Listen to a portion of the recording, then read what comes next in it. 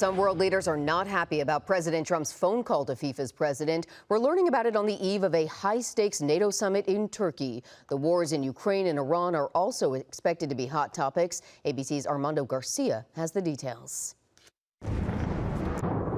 On the eve of a high-stakes NATO summit in Turkey, a deadly Russian missile attack pummeling Kyiv. The attack happening after President Trump held calls with both President Zelenskyy and Putin over the weekend. ABC's Selena Wang asking President Trump at the White House today. Vladimir Putin, shortly after speaking to you on July 4th, struck Kyiv and killed innocent civilians. Why isn't he feeling any pressure after speaking with you? Well, I think he does feel pressure. He wants to end it, and Ukraine wants to end it.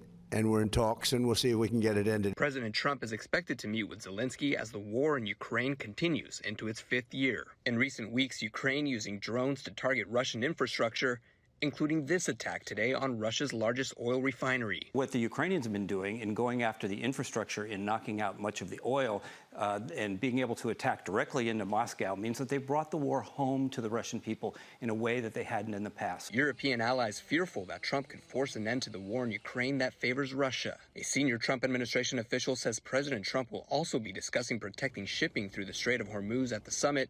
The president spending months slamming NATO allies for not joining the war in Iran and accusing them of not spending enough on their own defense. Overnight, Russia launched 23 ballistic missiles. None of them were intercepted by Ukraine.